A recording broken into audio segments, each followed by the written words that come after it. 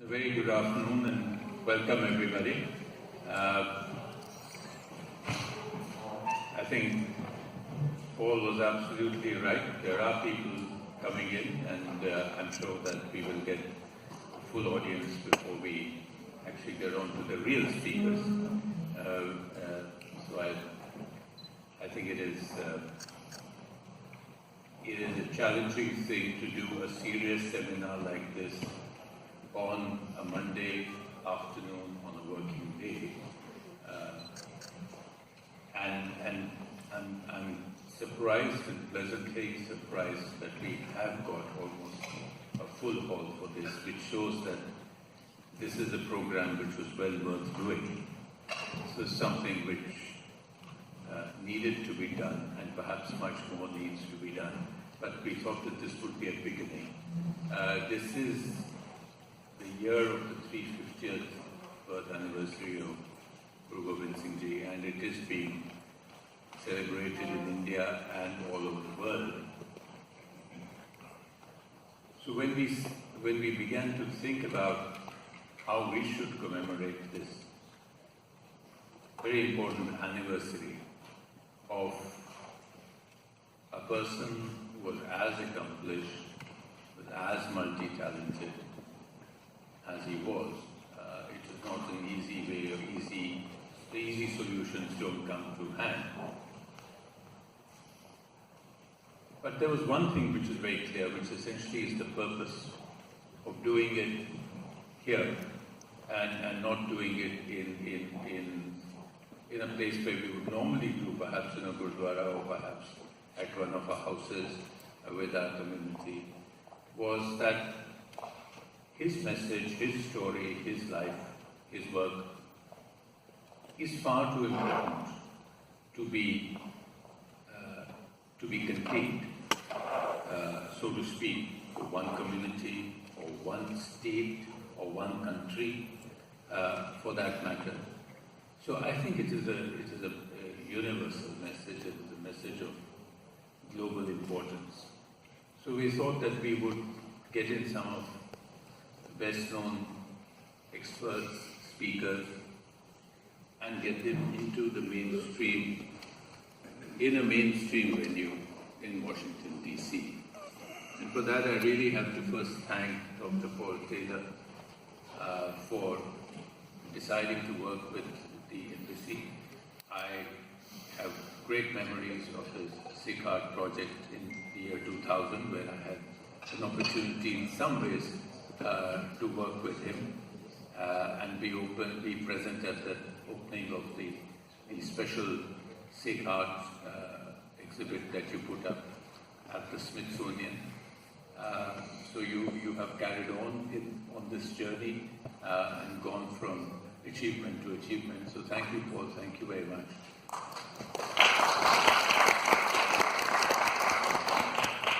And I'd like to thank all the very accomplished speakers that we have in this session. Professor Nikki Guninder Kaur Singh, Ms. Jasveer Rababan, Ms. Sonia Dhami. I know that you have come from large distances and you have come leaving your other work. I know how busy each one of you are to be part of this and to share your thoughts with this group. It's an exacting 2 sessions, so I'm not going to speak too much. You will have a lot of listening to do, and then we have an evening concert. So I think we have a very rich afternoon ahead of us. So thank you all, and I look forward to a very rewarding afternoon here, and then an evening. Thank you so much. Celebrating the 10th Sikh Guru's anniversary in the capital of the New World, here at the Reagan Center. Sikhs have been coming to America since the late 19th century, laboring on railroads, farms, orchards, lumber industry. But they were victims of all kinds of anti-Asian policies that kept them away from the United States or marginalized within the nation. Congressman Dalip Singh Sond was the first Asian to serve in the House of Representatives. Dalip Singh Sond worked for the naturalization rights to immigrants.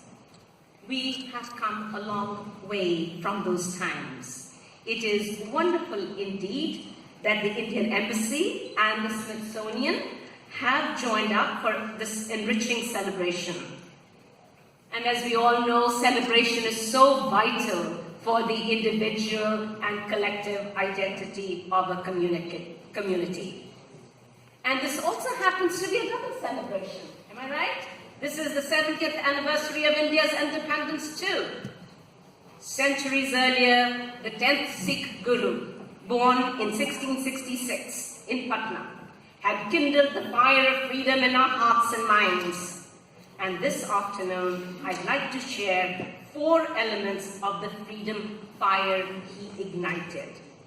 Rabindranath Tagore's prayer song for freedom from the Gitanjali, for which the poet won the Nobel Prize for Literature, forms the backdrop of my analysis. And those of you who are familiar with it might recognize where the mind is without fear. That's kind of the poem I have in mind. And what I want to do is kind of look at the 10th Guru, explore, analyze how his message is so relevant to our times and how indeed it is universal.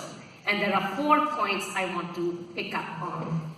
The first one is the universal reality. Where does the 10th Guru had a short life, but he had phenomenal accomplishments. He made amazing contributions. This is where we get our name from. This is where the Sikh identity comes from. But where is it all coming from? What is the matrix of his philosophical, metaphysical worldview? And that is Ik Onkar, the revelation of the founder Guru of the Sikh tradition, Guru Nanak. Ik Onkar, 1. Numeral 1. That is the vision. And that is infinite. The one cannot be installed in any which way. And the one is father and mother. The one is everything. The one is Allah and Ram. It really does not matter because ultimately it is transcendent and it is one. And we are all kind of united and we are all related with that one. That vision is crucial to understanding Guru Gobind Singh. He was the 10th Guru. He is the final successor, the 9th successor to Guru Nanak, and he is taking the same vision of oneness. So Guru Nanak had the Japji, which is the opening prayer, which is the starting hymn of the Guru Granth Sahib, and Guru Gobind Singh composed his Jap Sahib, very much like the Japji. And the Jap Sahib has its own rhythm, its own very strong imagery, and it's the same one that is being celebrated and poetically reintroduced to us. And so, anek hai, fir ek hai. This is Guru Gobind Singh from the Jap, many times, many forms, and yet it is one. Anek, and then it is one again. And it's present in all directions. So this vision of oneness is really very important in our world today. That's number 1. By point number 2 is pluralism. We are here. We are sitting here today.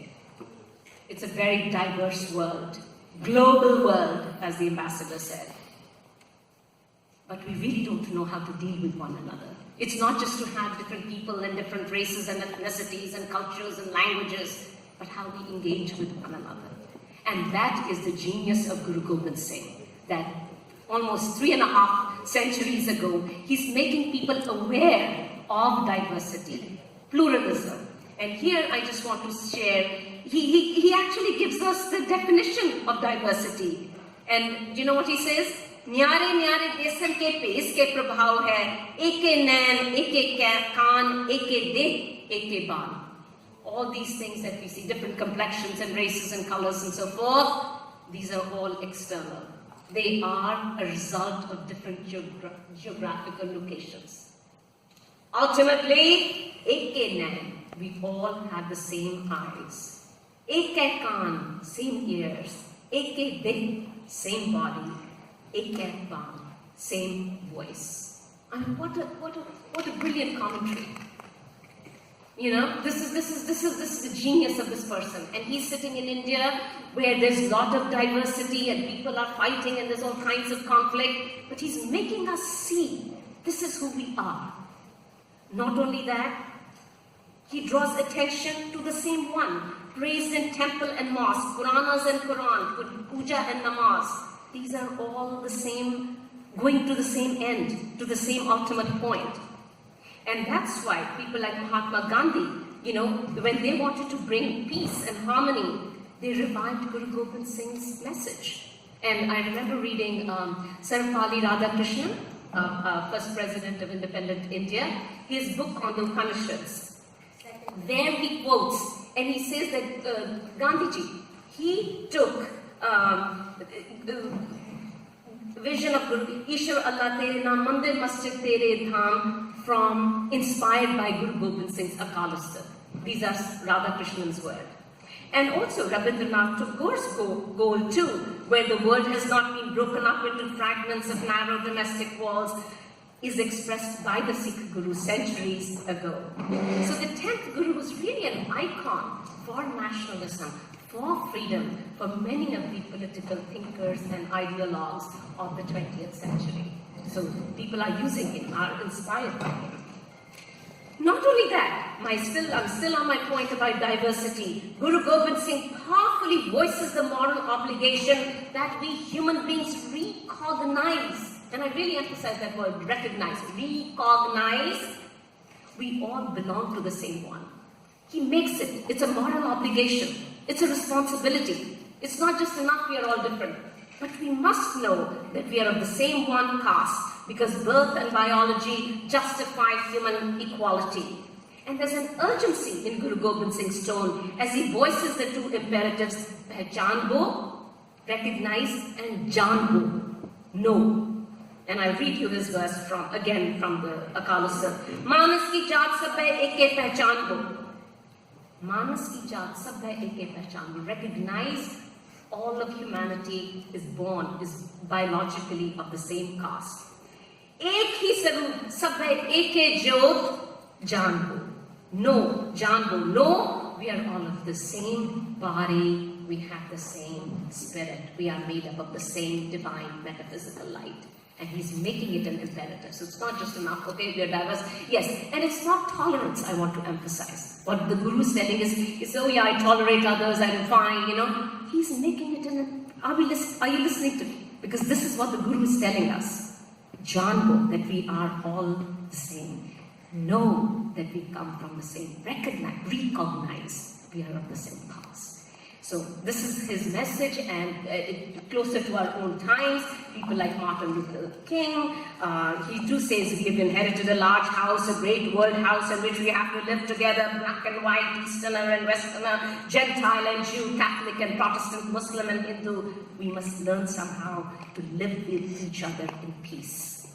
And Guru Nanak is giving that message 3.5 centuries ago. Third point. Activism. He was not just a thinker, a visionary, he actually did things. He fought battles. He gave up his life for things.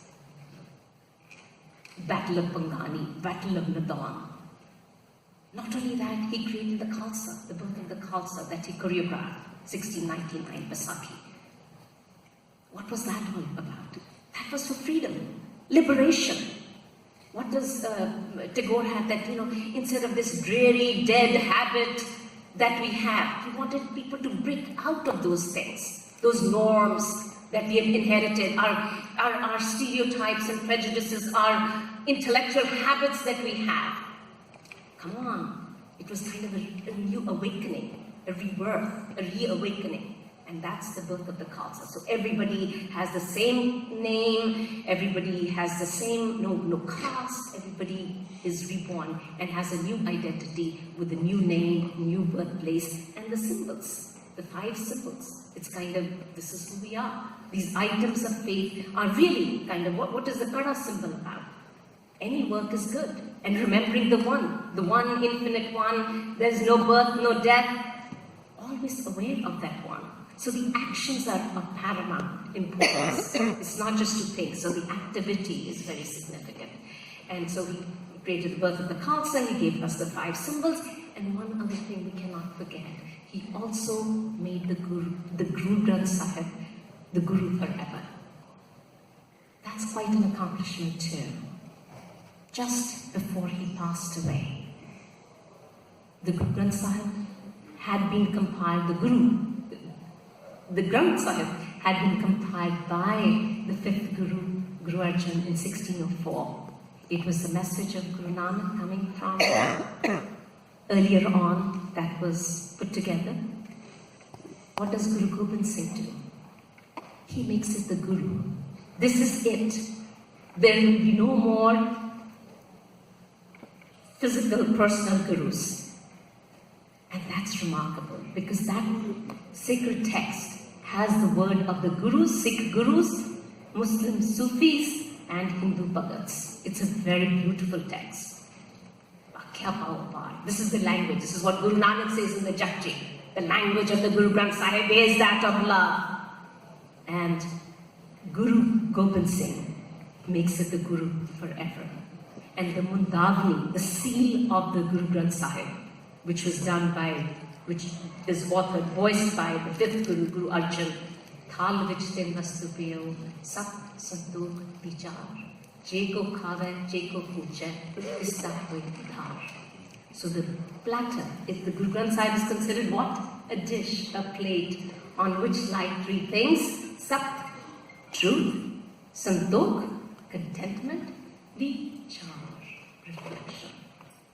That's what it is. Jeko khave, jeko puja. So it's not just not eating, not just partaking, but somebody who savors it, who tastes it, tasting. This is that's liberation. So liberation, the freedom, real freedom comes with that sensuous experience. Again, what Guru Gobind Singh emphasized, Janbo, Pehchanbo, recognition. These are very, very important. So it's just not at a very superficial level. These people are teaching us, they're inspiring us to really kind of get into the very profundity of our human experience. So my final point is poetry. Guru Gobind Singh was a great poet and a great artist too. He fought battles, he was a visionary, he talked about diversity, but it was all in the language of infinite love, Kya Bhau Apar.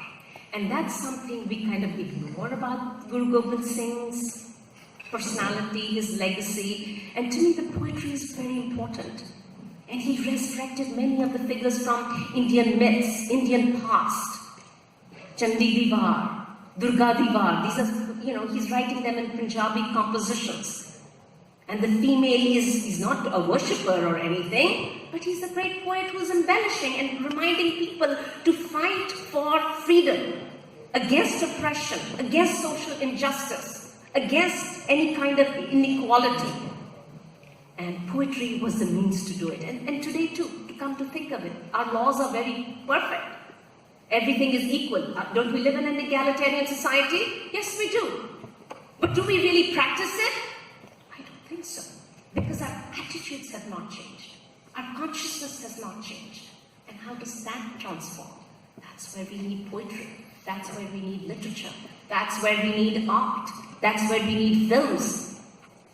That's where we need our culture. So to transform. So the poetry was a medium of really awakening and transforming our consciousness. And it's really interesting, like, Plato, he banned the poets from his republic. Why? Because the poets are very powerful. And Guru Gobind Singh, he had a whole entourage of poets in wherever he was, whether Patna later on, so forth. So it was really important. So the poetry is the means of changing and molding the people.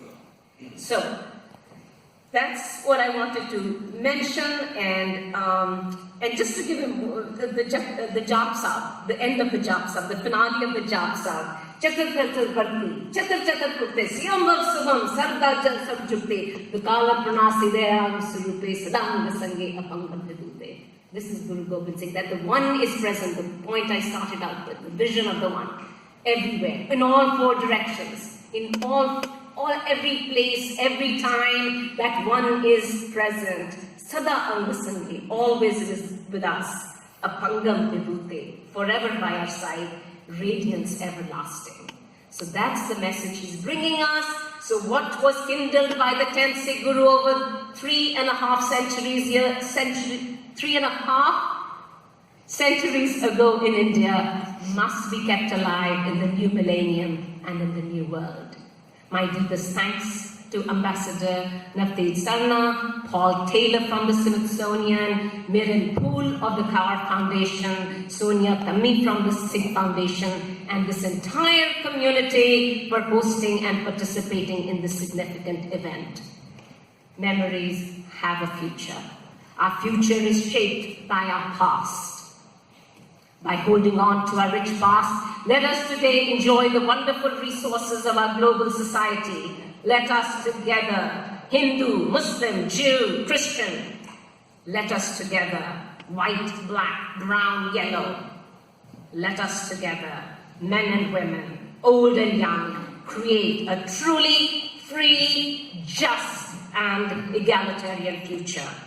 Our fundamental principle should be love. Love is what fans that fire in us.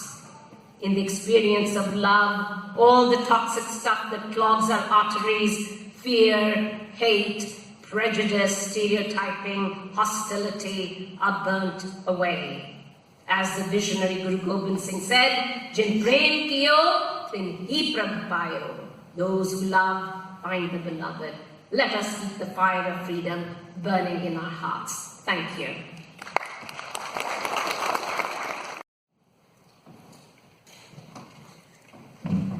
Waheguru Ji Ka Khalsa, Waheguru Ji Ki Fateh. I am Jasmeet Kaur from Raj Academy, and it is my utmost honour to be here with you today. I thank the embassy and the ambassador and the Smithsonian for putting on this event.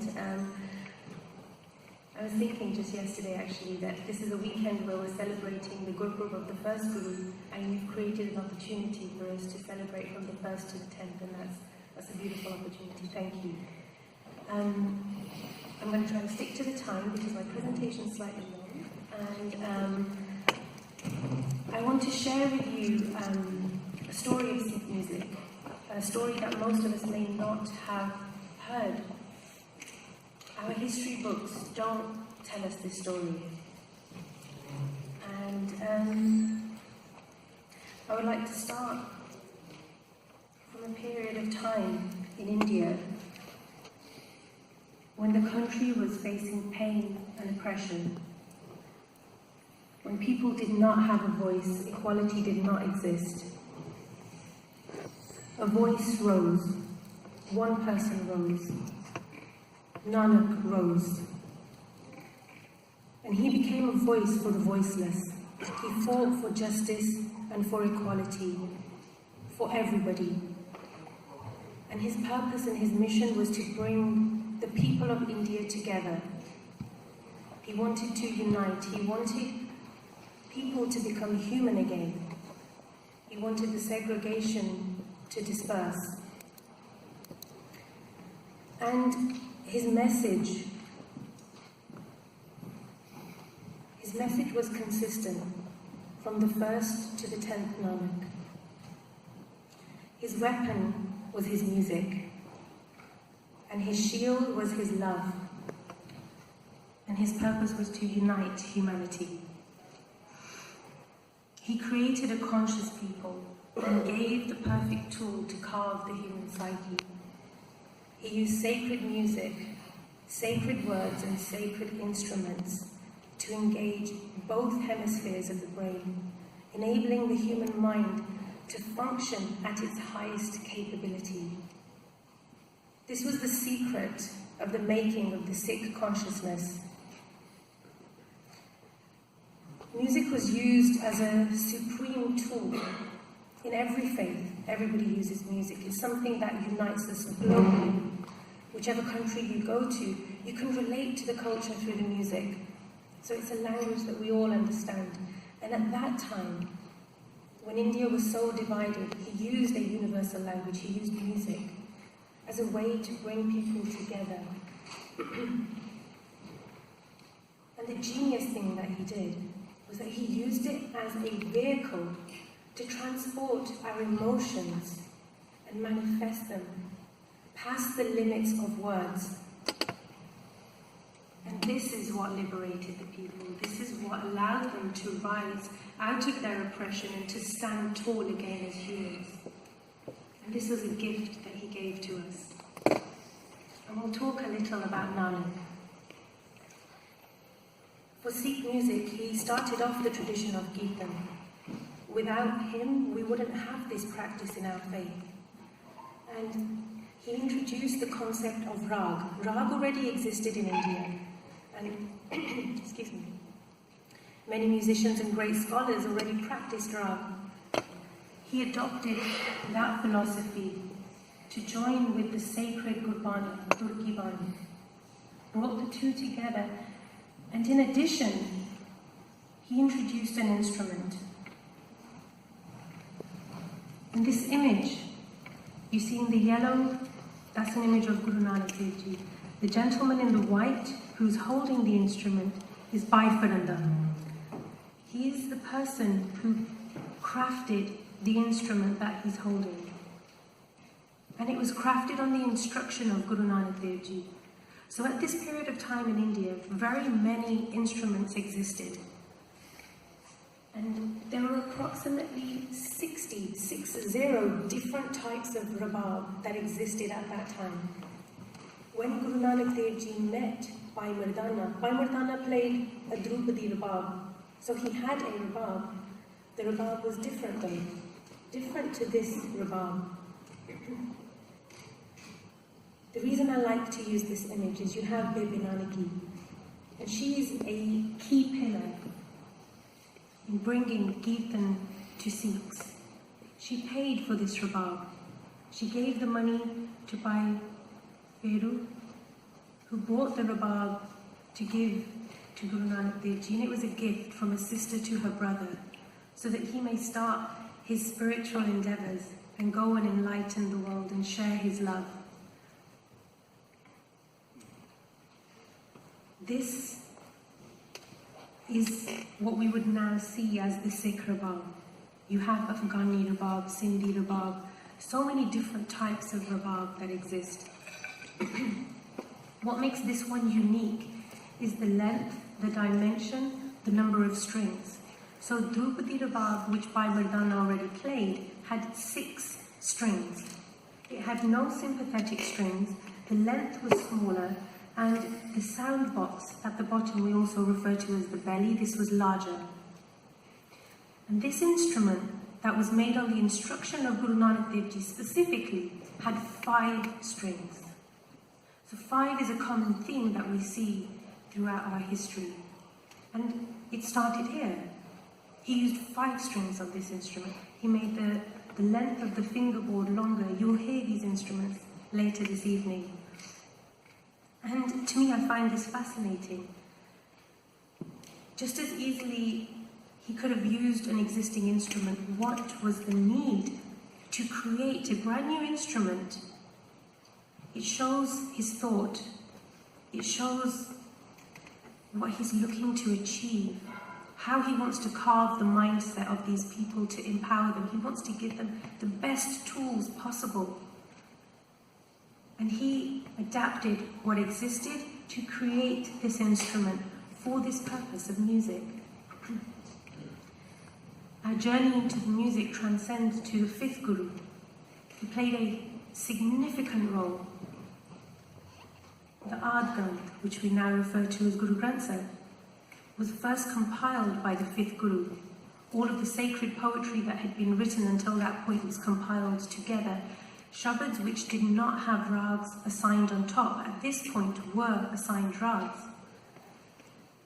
In the Guru Granth Sahib, there are 60 different rags, 60. This is a topic that people like to have very healthy debates on. We can talk about this later on. To to my research and to my findings, 60 is the number that I have come across. And of that, 31 new rags that did not exist in Indian music were created by Guru Arjan Dev Ji. So here we see a twist, that rags already exist, but now new ones are being created for the purpose of this music, which means that there's a necessity, there's a lot of thought and intellectual capacity that's gone into building this curriculum to develop these people. Mishrat rags, this is where two separate rags are brought together to create a brand new rag. So, two people get together, they have a child, the child is not the same as either of the parents but a combination of both. This is the easiest way to explain what a Mishrat rag is. The genres, from folk music to Drupad. You have South Indian music, you have so many different styles of poetry and music that are captured in this one granth. And there is not another granth that you will find that has the same capacity of musical intelligence. It's constructed from beginning to end in a musical mode. The terminology that was given to Sikh music is different to Shastri Sangeet. In Shastri Sangeet or Indian classical music, you'll commonly come across words as asthai and antara. And here, you would have rahau and pada. Rahau is your chorus, and the pada is your verse. So every shabad has a very clear instruction. The title will tell you, this is the rag to sing the shabad, and this is the rahau. This is where you start the shabad, your central focus, your theme. And these are the verses. So if we truly want to understand the message and take away as much value as we can from every shabad, following those instructions will get us to that point. And in addition, using these instruments may help because they were created for this purpose. We have something very interesting here. Guru Arjan Dev Ji, before he was Guru, at the time of the third Guru, when he was 13 years old, he created an instrument. I'm much older than 13, and if you asked me to create an instrument, I would struggle to invent an instrument for you today. And he was 13 years old. He created a very beautiful instrument called Sarna. And this was crafted at the age of 13. He did Kirtan with this instrument in the court of the third Guru, and then continued that Maryada until he was also Guru. So these are two instruments which didn't exist in India before their specific creation.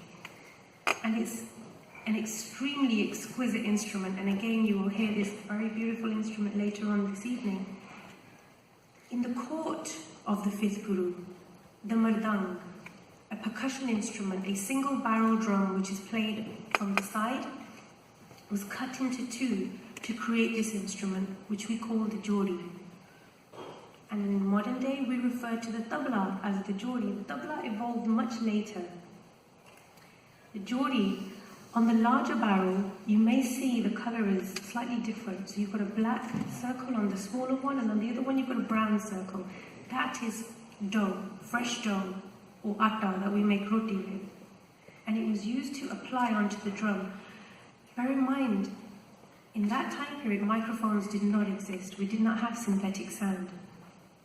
So everything was acoustic, and buildings didn't exist like this. Everything was usually outdoors.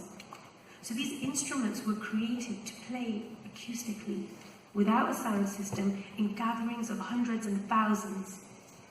So you just think about the intellect that would create these instruments. Our next contribution into Sikh music instrumentally, this is an instrument that existed. Approximately 5000 BC is when it was created by a very great scholar and a devotee of Lord Shiva by the name of Ravan. And many people see Ravan as this demon god, but he was very intellectual, he was a scholar, and he created one of India's most astonishing instruments, the sarangi. All of the turmoil that India endured as a land brought brought this saragi out of the spiritual arena, more into, let's say, the entertainment arena. And the sixth Guru brought this back into the spiritual arena. And it was once again used to sing kirtan and sacred poetry.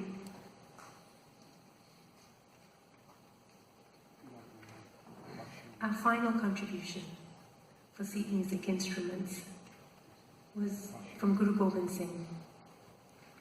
And he created not one, but two instruments.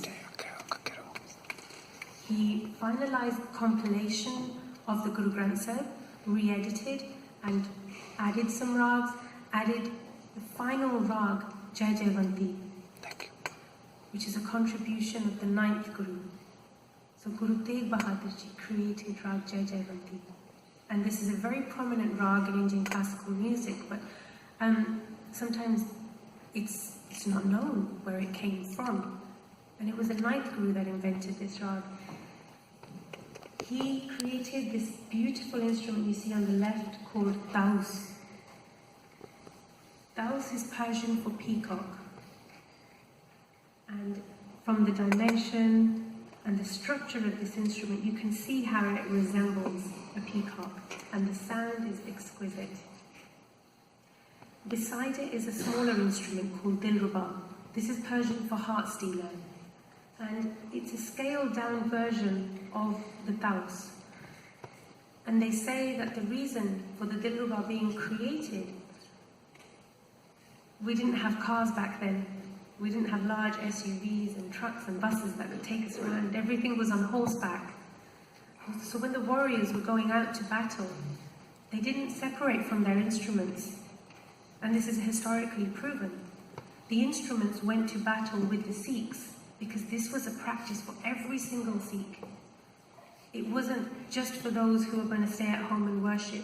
It was a practical tool that enabled these people to be as great as they were. So they needed to use this tool on a daily basis to carve their psyche, so that when they enter the battlefield, they can enter with mercy, not with rage. And these tools enable them to do that. This beautiful instrument, carved of one single piece of wood, played with a bow. When the Singhs found it too strenuous to carry the Taus on horseback along with their weaponry and everything else they were carrying, they requested for a smaller instrument, and that was when the Dilruba was created. And the Dilruba was used by Mata Sundari to teach Kirtan to the children of the Khalsa in the court of the 10th Guru. So these instruments played a significant role in the making of us as a people. This is a picture which is from the Illustrated London News, 1860s. And this is the inside of the Golden Temple, Harmandir Sahib, or Darbar Sahib. And it has a very different structure. So what I've shared with you now is what I would define as Sikh music. So the instruments that were created by the Gurus or used by the Gurus for spiritual purposes are instruments that we refer to as Sikh musical instruments. And the story changes. This is a time in India that many of us haven't seen. You wouldn't see cows and such things roaming around the parikrama of the Golden Temple. Everything's very regimented now. The building that you see on the far side, that was the palace of Maharaja Ranjit Singh, which no longer exists either. And these things were taken away. In the place where we just saw the palace on the previous image, just there, it was replaced with the building that you see, which is a clock tower.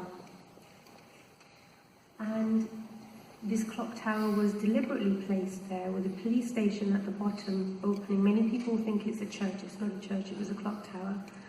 And the placement of it was very deliberate. This statement I would like to share with you. I have travelled across the length and breadth of India. I have not seen one person who is a beggar, who is a thief. Such wealth I have seen in this country, such high moral values, people of such calibre But I do not think we would ever conquer this country unless we break the very backbone of this nation, which is her spiritual and cultural heritage. And therefore, I propose that we replace her old and ancient education system, her culture. For if the Indians think that all that is foreign and English is good and greater than their own, they will lose their self-esteem, their native culture, and they will become what we want them, a truly dominated nation.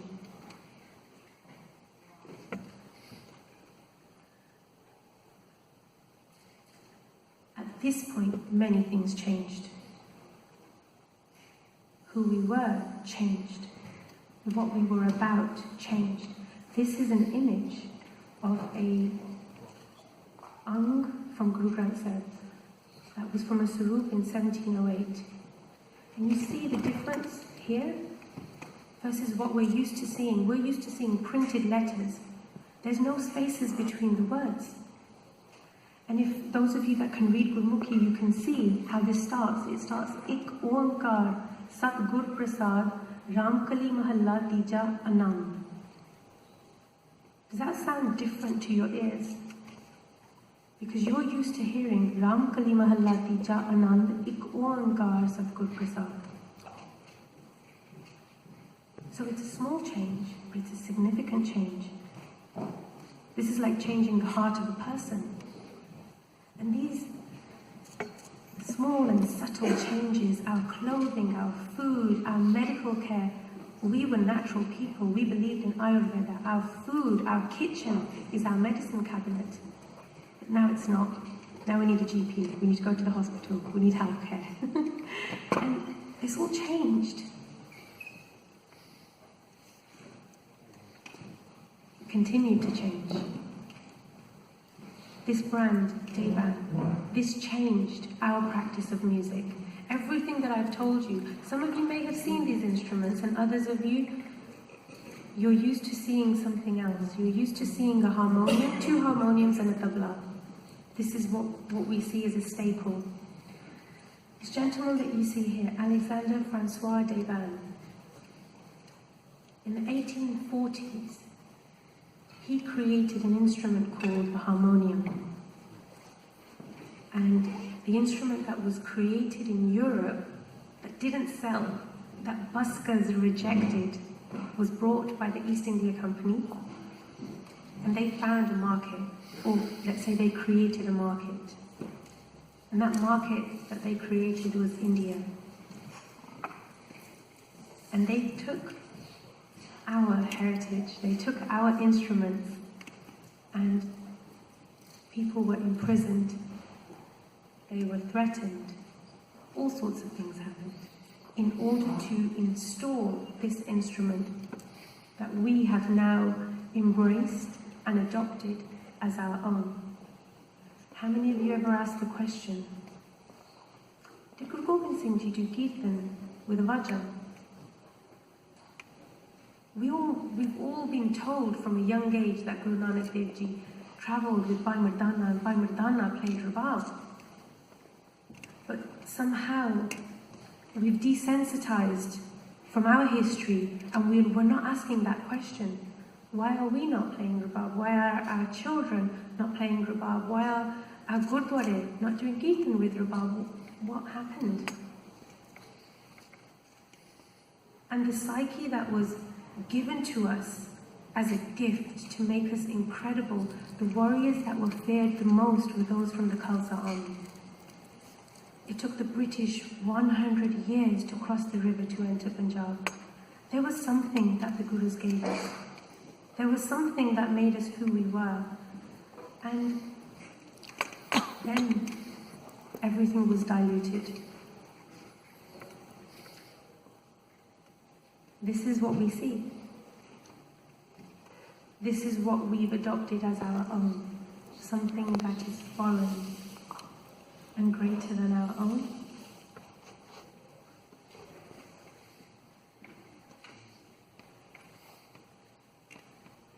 We need to create a future. We need to create awareness. And thank you for listening to me.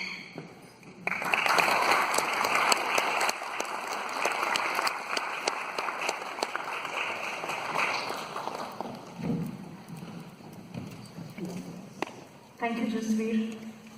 That was fascinating information. Thank you so much for sharing that. His Excellency, Ambassador Sarna, Dr. Paul Michael Taylor, ladies and gentlemen, it is my deep privilege to represent the Sikh Foundation at this August gathering celebrating the 350th birth anniversary of Guru Gobind Singh on the occasion of the 70th anniversary of India's freedom. Please allow me to share a few highlights from the 50-year legacy of the Sikh Foundation, which was established in 1967 in Palo Alto, California, with the mission to preserve and promote Sikh arts, heritage, and academics. Within a few years of its establishment, 4 publications were released, including the Sikh Sansar, a quarterly journal, in 1972. In 1984, a weekly newspaper, the Sikh Times, was launched, amongst other efforts advocating for peace in the Punjab.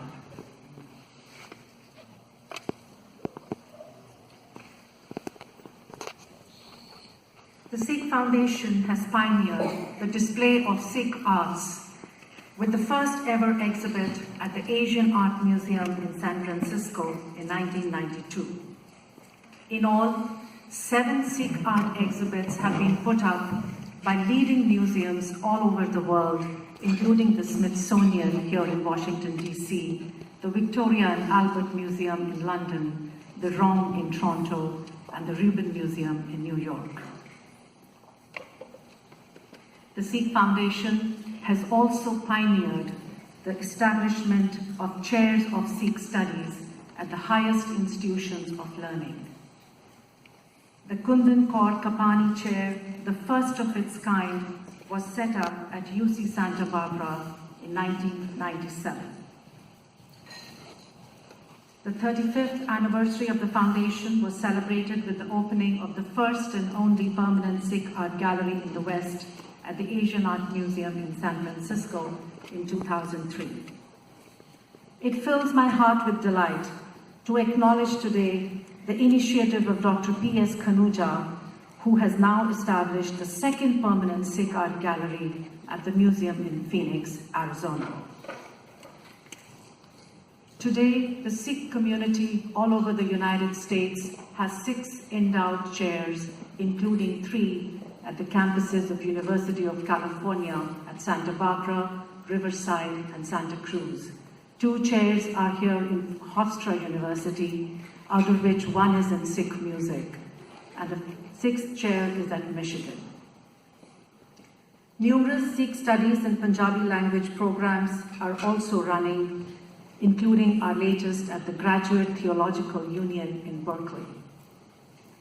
These chairs and programs create an enduring legacy for educating generations of students.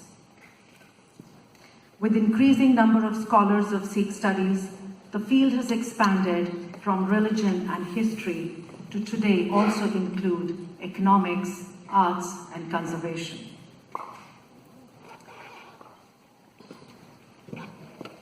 Encouraging scholarship of the highest level, numerous publications have been released in recent years. Our latest, Sikh art from the Kapani collection, holding a kalgi on his turban, he holds the reins of his horse, on which is perched his white hawk, conforming to his title, Lord of the White Hawks, Chittiyan Bajjan Wala. The artist has drawn a halo around his head, signifying his high spiritual position.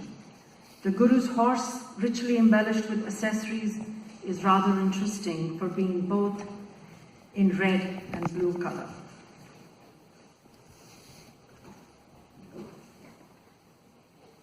Guru Gobind Singh was also known by the epithet Rider of the Blue Steed, or Neele Kode Da Aswar, as in this early 19th century watercolor showing the Guru in a similarly stylized composition rendered with delicacy and elegance. This time at Anandpur was a momentous phase for Sikhs. 5 forts were built, and by now the Guru was clear about his mission in life. He writes in his composition Chandi Charitra from the Dasam Granth. Deh Shiva var mohe, shubh karmante kabhu na karu, na daru jar so jap jaye laru, nischay kar apni jeet karu. और सिख हो अपने ही मन को एहलालच हो मन तो उचरो जब आग की औध निदान बने अतहीरन में तब जूझ मरो अतहीरन में तब जूझ मरो.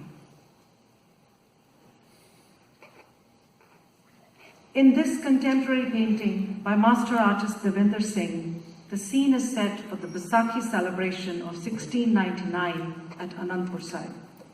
The Guru is baptizing the 5 beloved or Panch Pyare who belong to Punjab, Uttar Pradesh, Gujarat, Orissa and Karnataka respectively, which I believe is symbolic of the Guru's nationalistic vision.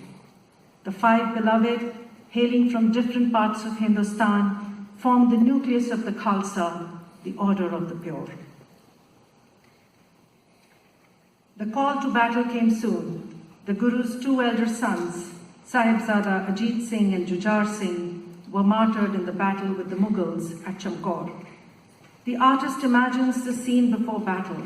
The Guru is presenting his older son with a sword, while the entourage around them looks anxious, even though the brave young Sahibzada is shown smiling in the face of certain death. Artist Arpana Kaur, India's leading contemporary artist of today, has painted this delicate watercolor of the Guru with the pen in his hand, sitting stoically composed with a faraway look in his eyes. With all seeming lost, but still full of faith and courage, he pens his famous poem in Punjabi, Mittar Pyare Nu, Hal Muridan Akana. The people of Punjab were appalled to hear the news of the dastardly murders of the Sahibzadas and flocked to the Guru's camp. The famous battle with the Mughals was fought in 1705 at Muktsar. Shown here in the painting is Mata Pag Kaur, lovingly called Mai Pago, holding center stage, fighting alongside 40 Sikhs who had deserted the Guru earlier and redeemed themselves in this battle as the Chali Mukte, or the 40 saved ones. Thereafter, the Guru retired to the village of Talwandi Sabo and prepared the definitive edition of the Granth Sahib to be passed on as the Guru for all Sikhs. It was here where he finished the Zafarnama, the epistle of victory, and sent it to the Mughal Emperor Aurangzeb.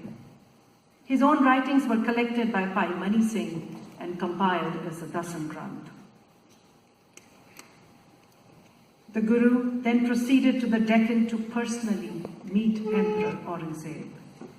This fine miniature of the Guru astride a pinto horse, fully armed with swords, bow and arrows, and dressed in Mughal fashion, is a copy from a set of 10 miniatures of the Sikh Gurus attributed to the workshop of Nain Sukh of Guler in the early 19th century. While some of the paintings in this set are in the Government Museum in Chandigarh, the rest of the set is in the Lahore Museum, a legacy of the partition of India in 1947, when art collections too were divided between the nations, making this complete set in the Kapani collection even more significant. On 7th October 1708, Guru Gobind Singh's life journey ended in Nanded, Maharashtra. The Guru's last directive to the Sikhs was to bestow the Guruship of the Panth on the Shri Guru Granth Sahib to be revered as the living embodiment of the 10 Gurus.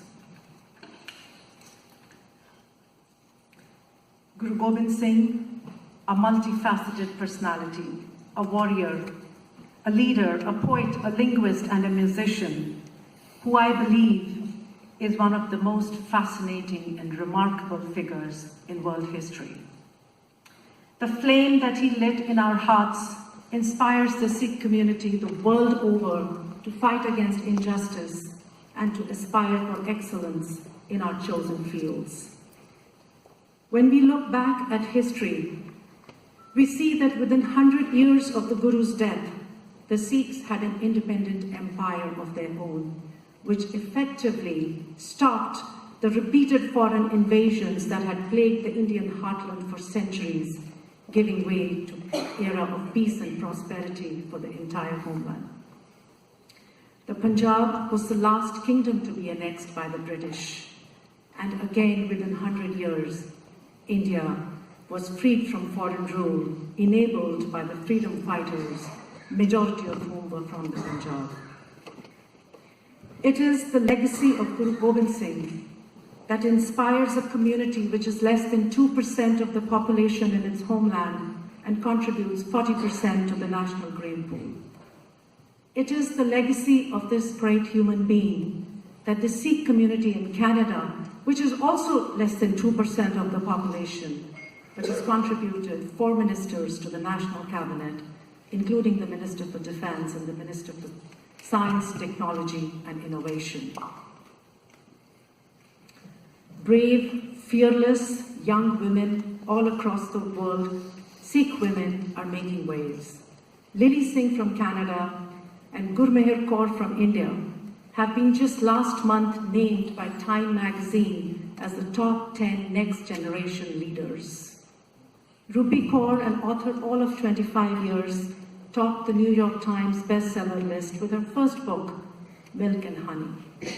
The scientific contributions of Dr. N.S. Kapani changed the world forever, enabling this age of fiber optic connectivity.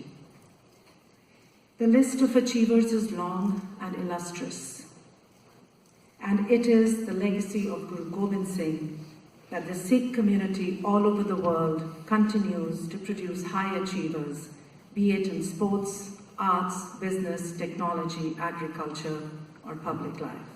We celebrate and commemorate the 350th birth anniversary of Guru Gobind Singh Ji. May I now humbly request the Ambassador of India to the United States, Ambassador Navtej Sarna, to please come up and address the gathering. Sir.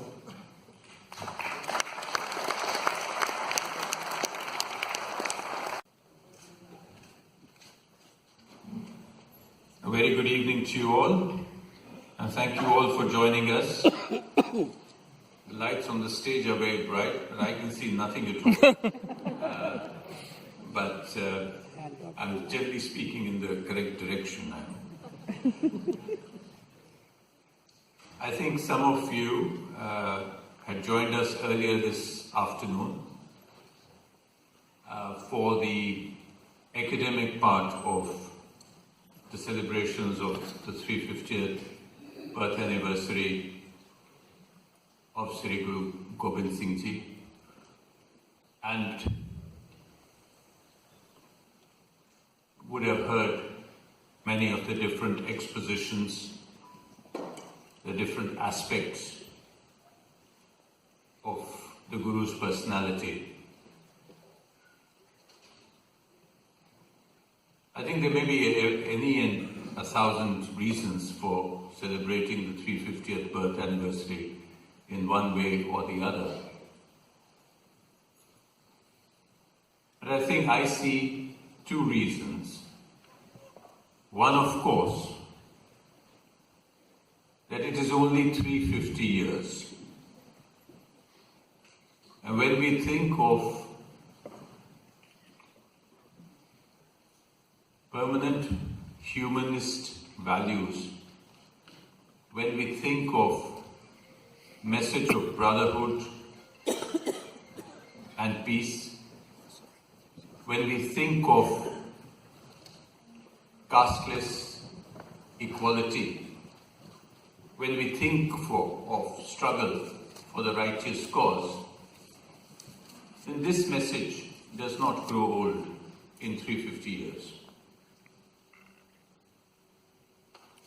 So I think it is timely, it is necessary to understand that message, and to apply it to today's world, to our concerns, to our problems. Many people have asked me this afternoon that why did you choose this venue? You could have had this at perhaps a more comfortable venue. We could have done it at the DC Gurdwara, we could have done it at the Silver Spring Gurdwara, we could have even done it at the house. And I'm sure we could have accommodated as many people. But when we thought about this at the embassy, we were planning, the government of India in fact is celebrating and commemorating this birth anniversary globally and in India and in several other countries. When we thought about this year's plan, we thought that it would be better to hold these celebrations in as mainstream a venue as possible, in as many mainstream venues across this country. And that is why we chose this venue in the heart of Washington, DC. It is quite true that most of the audience, in fact, may be people from India, of Indian origin, or people familiar with India, or people familiar with the narrative of this particular strand of history. But nevertheless, I think the very symbolism of hosting it here will, I'm sure, have a ripple effect and get this knowledge of this part of Indian history more into the mainstream. And similar events are being organized by our consulates in different parts of the country over the coming months.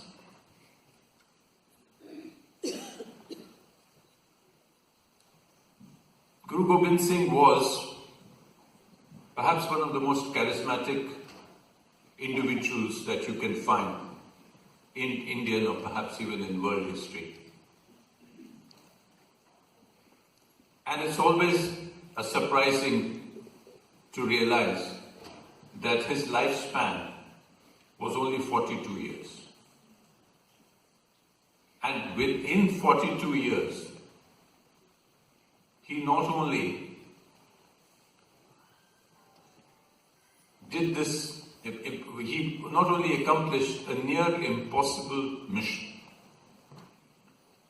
he took a demoralized, spiritless, tyrannized population and performed a spiritual miracle, giving them a sense of self-belief, a sense of self-pride, a sense of identity, and the courage to fight for their own freedom. In the early 1700s, this was nothing short of a miracle in the face of near complete domination by the Mughals and their associates. But it was not all battles, 16 battles. This is mentioned, somebody today told me it was not 16, it was 14, but it's neither here nor there. A large number of battles which were fought not for territorial acquisition, not for personal gain, but only to defend the freedom of religion, belief, and conscience. Besides these battles, I don't know how many of us realize the tremendous intellectual work that was done by the Guru. He was a master of Sanskrit, Persian, Brij Bhasha, and other languages. He had worked hard at the ancient Indian texts. He had them translated into the common language of the day so that they could be read by the people without involvement of the priesthood, when the priesthood also had become tyrannous in itself. his own work, his huge poetic contribution, creation after creation in unique cadence and rhythm, which when you listen to those creations, the descriptions of battles, you can almost actually hear the clash of sword on sword and sword on shield. His entire creation was put in a separate body of work, which was called the Dasam Granth, which is called the Dasam Granth. It was not included in the Guru Granth Sahib, but it was in the Dasam Granth, and it stands proof to the huge poetic and literary achievement.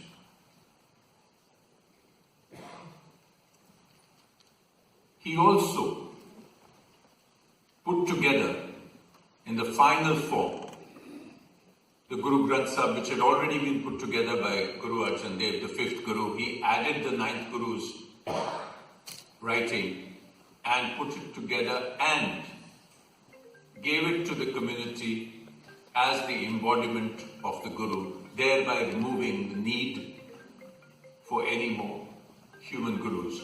No further intercession between man and God, except through the word contained in the Holy Book. And the Holy Book is composed of hymns, as most of you would know, not only of the Gurus, but of the Hindu Bhakts, the Muslim Sufis, and all of it is set to unique music. And this is the aspect that this evening is about. I did not know till this afternoon that it was not 31 rags in the Guru Granth Sahib, but 60. This common wisdom says 31.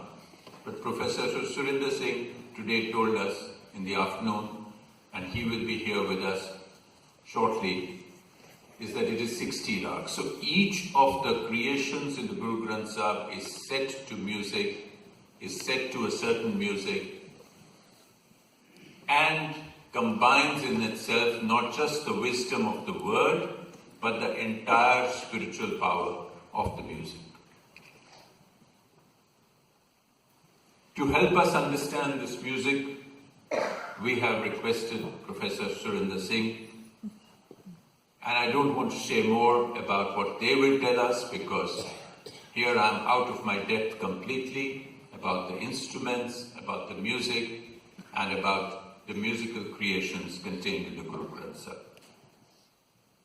So may I thank you all again for joining us. May I thank you all for joining in this celebration. And may I thank you all for being such good listeners. Thank you so much. Good evening, ladies and gentlemen. Thank you to all of you, especially the Embassy of India, Dr. Sarna, and Smithsonian, Dr. Paul Taylor, Sonia Tami, of course, the reason we are here. Today I bring you the sound from the court of Guru Gobind Singh, whose 350th birth anniversary we are celebrating. On my very right, Pritam S Saini, holding the instrument of Guru Gobind Singh from 1682 at Paonta Sahib. This instrument was invented by Guru Gobind Singh. Entire life he played his kirtan, his connection with this instrument. From Sultanpur in Punjab in 1500, the founder of Sikh faith, Sikh lifestyle, Guru Nanak, his engineering in 1500s, before he left Sultanpur, this instrument, made by Sarna, played by Binanki, and played by Mardana. Jasveer Kaur is going to accompany us.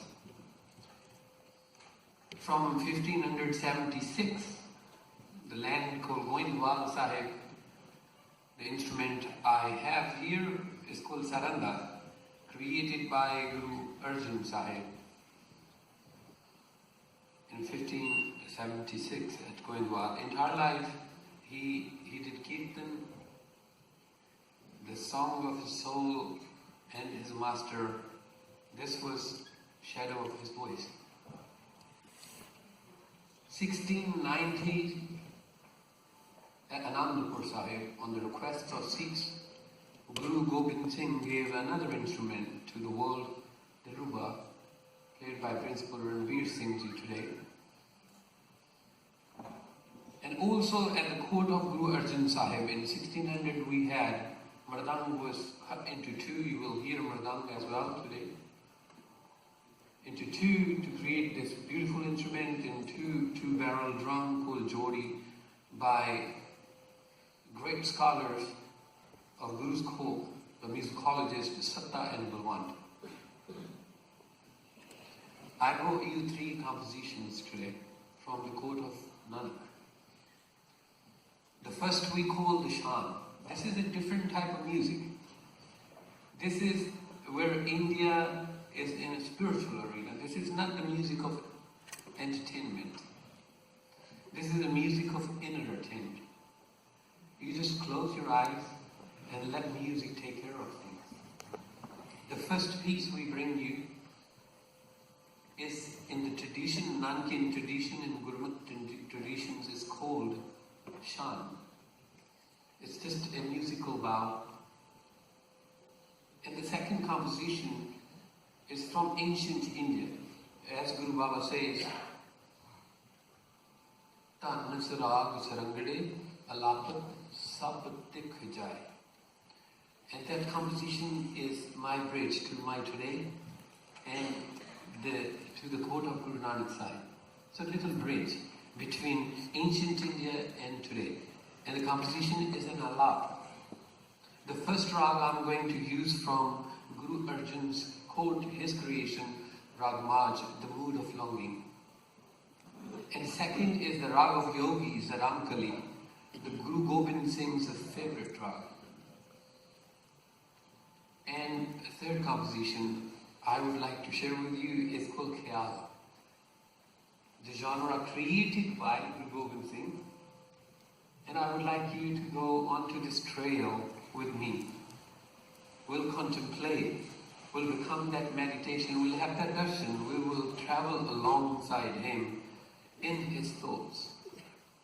And the only composition we find in his writing is called Mitar Pyare Nu Hal Murida Da Kehna. That's my third composition. And if we get time, if we are on time, which usually we are going to be on time. So, because time is very important. So we are going to be on time. But we have a guest in between, so after first composition, hopefully the guest will come in and I'll then take you to second and third step. But I also want to have fun. The very first time I said to Sonia Tami, when we met in California, that I go to perform and I want to listen also. So the fourth little part, I would like you to join with me. And I want to show you and share with you how beautifully simple it is to be that sound from the court of the Gurus. So relax. Close your eyes. Open your heart and let the sound of temple, the sound of ancient India, and especially this setup from the court of Guru Gobind Singh, take care of you.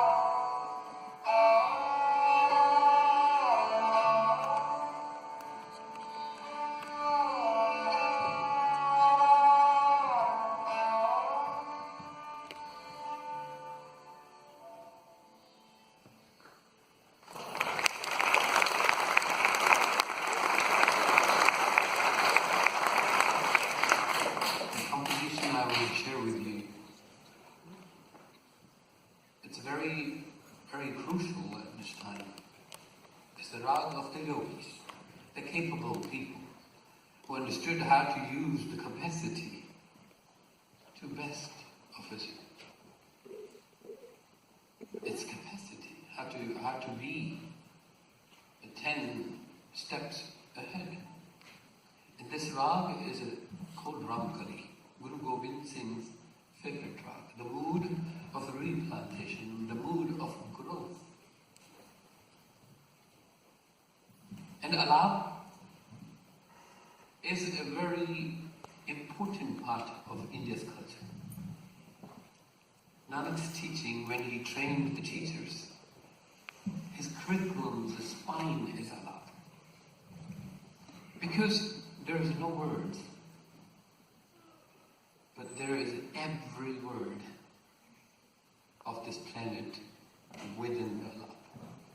So I request you to come with me. Let's keep the bodies here, but let's go to ancient India, thousands of years back. Let's travel and contemplate. Let's become in that meditation for the next 20 minutes. How Guru transformed people. Lectures and swords were not enough. People wanted to feel. And he made them feel. And this is his mechanism. This is his code. These are the instruments he used. And Alap, the reason I said these few words to you, Alap, is connected to today. Because this is not only the heritage of Punjabis or Indians. It's as much as Americans or Germans or Spanish. You all say this, that music is the universal language. So let's make it universal. When you cry, you don't cry in Hebrew. When you laugh, you don't laugh in Spanish. And that's what Alap is, the elaboration of the mood. Let's hold the hand of the mind. Let's all give a hug to mind so that our body can heal.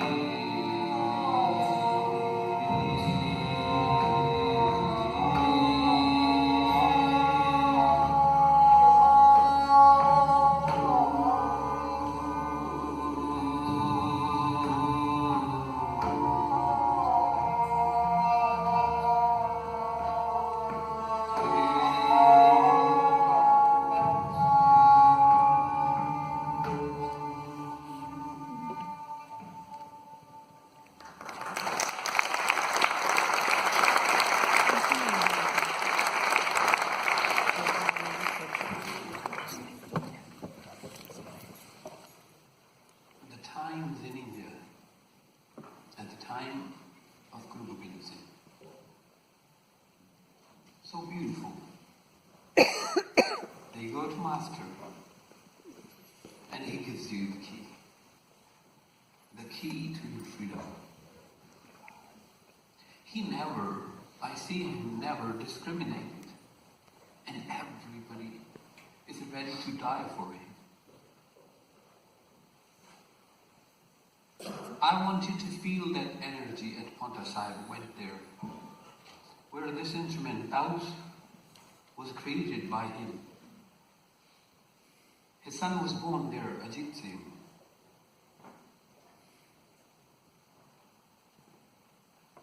I want you to feel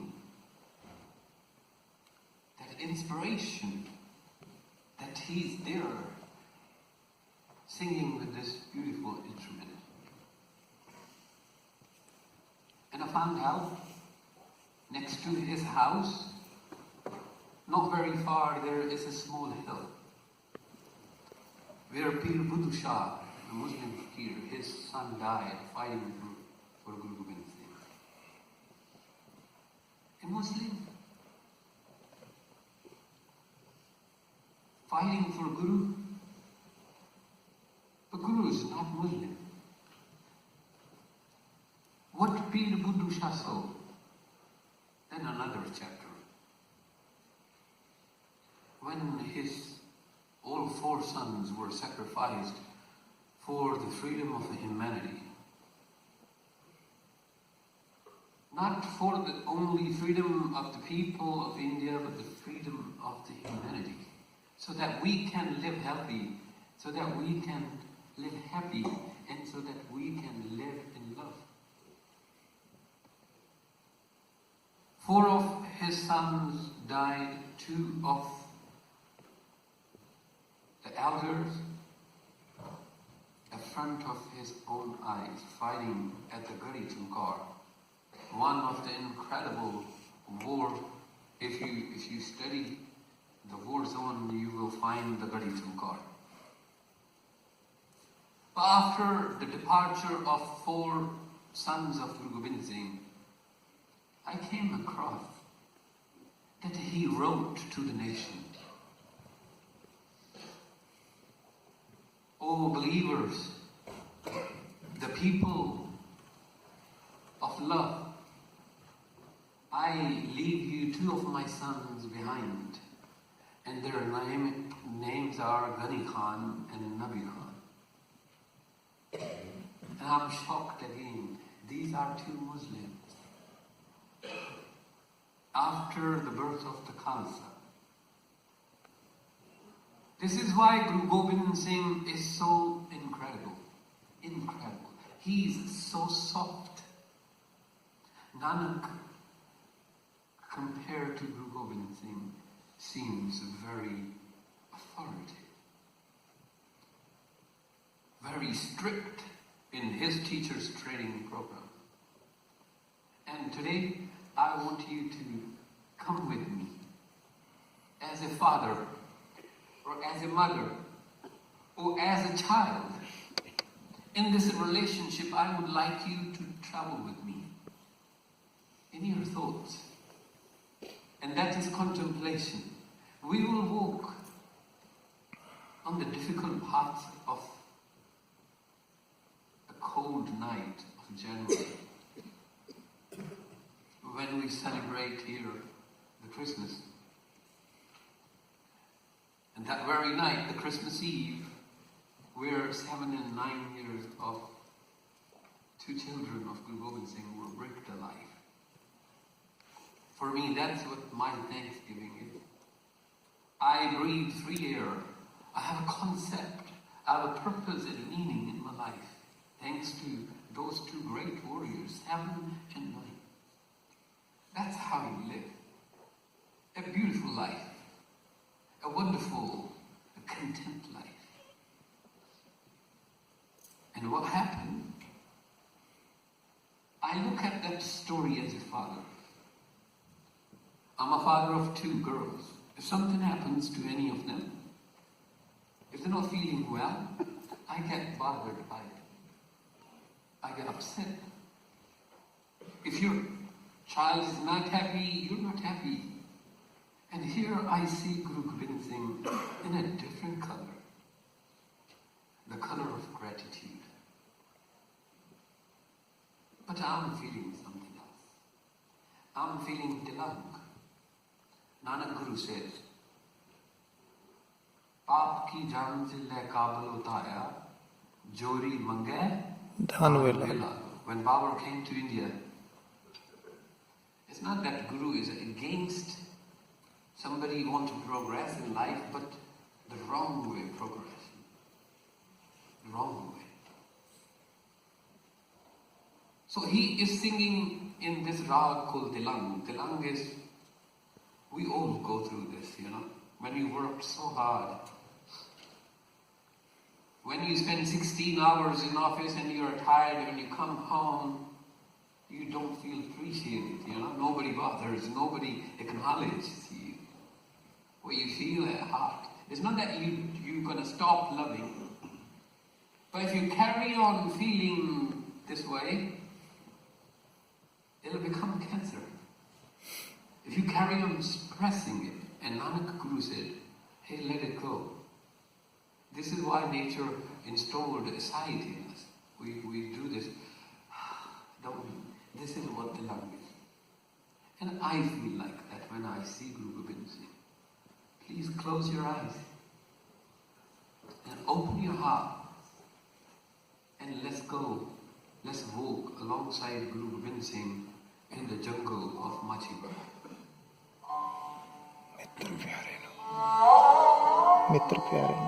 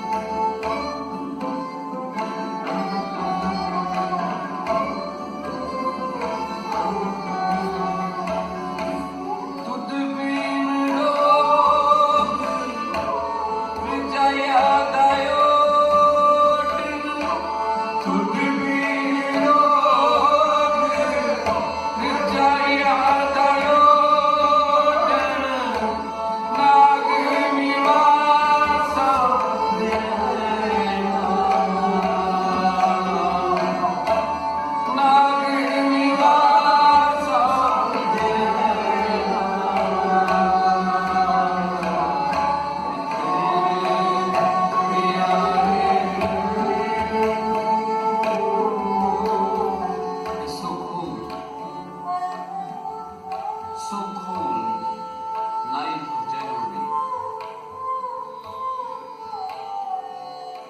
And this man, sword in his hand, and there are not even shoes. His uniform is torn. He's wounded, but doesn't look tired. There is light on his face, walking through the jungle. And he found out that all his beloved, very special people are not there anymore, not physically. The message through the wind, his contemplation is this is what he's thinking. Tell my beloved. This is the best love letter I've ever read. The letter of love from Guru Gobind Singh to his creator. Tell my friend. The wind go tell my friend. Tell how I am. I haven't given up. I'm in Chandikala. This is what it is, Chandikala. I'm in the highest spirit as a being. Tell, thank you. Because without you, Creator, without your presence in my life, without these tests, all the comfortable things in my life is like living like with the snakes. But this is just a contemplation. This is how he is thinking.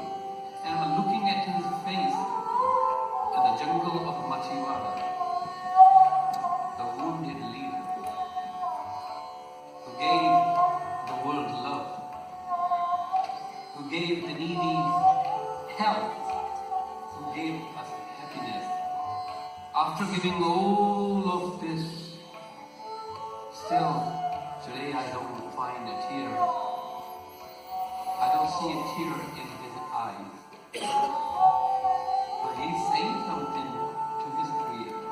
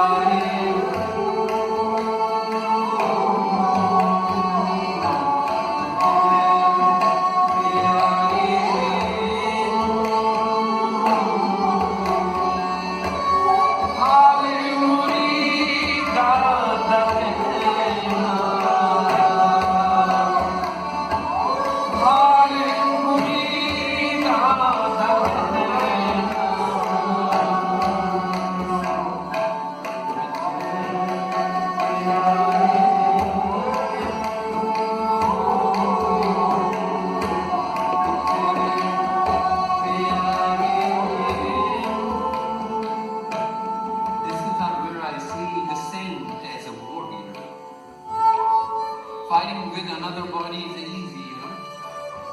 Fighting with your mind and not getting defeated. What you love the most when that's get taken from you. Just imagine for a moment, he lost 2 of his sons in front of his eyes. And then he heard 2 younger ones, 7 and 9-year-old, they were brutally killed, murdered. How difficult that will be for one to do. And you know what he says? He says, this is okay, where I'm gonna sleep here. because I'm in Allah. The gratitude, being okay, that is the discipline of nature. Whatever is a reality, being happy with it. This is what his message is. Be happy with what you have. Guru Gobind Singh sent the message to his creator through the air.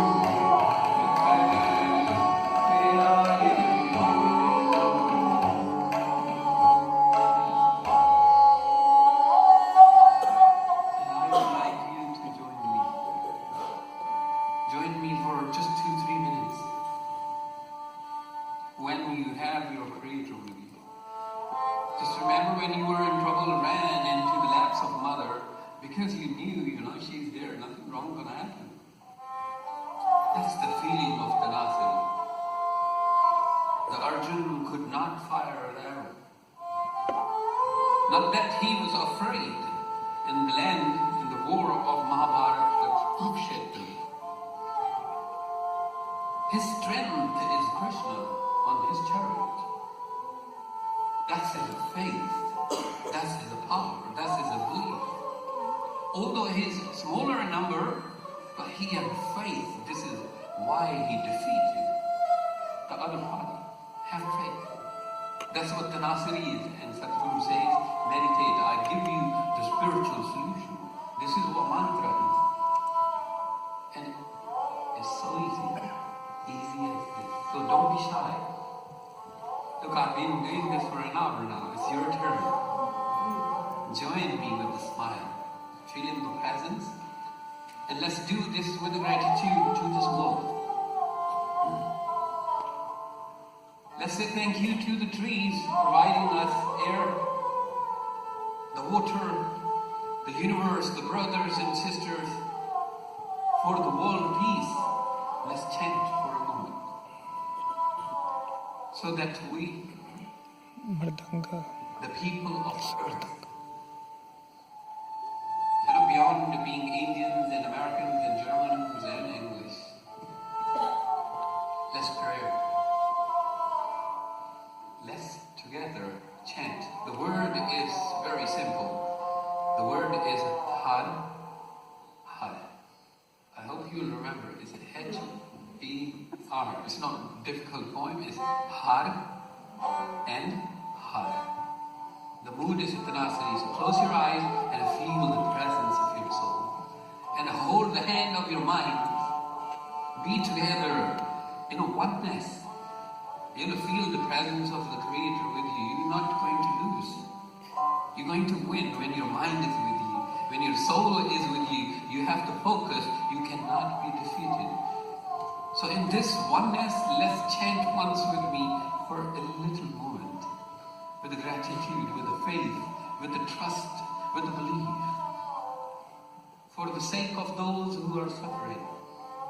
Maybe in India, maybe in Pakistan, maybe in America, wherever there is suffering for them, let's chant for a moment.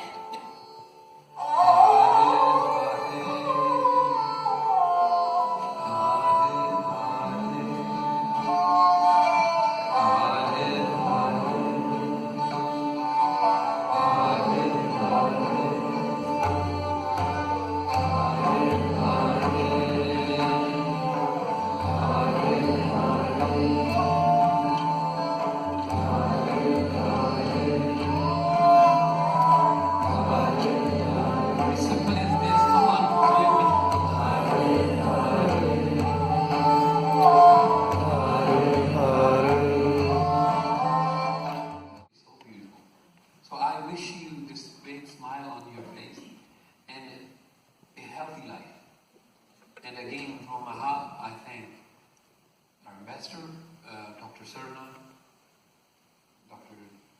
Taylor, and all the other people who created this opportunity. I came here to share the legend, Guru Gobind Singh and his legacy, his instruments. Take it in your heart, a snapshot of Taus, that's his blessing.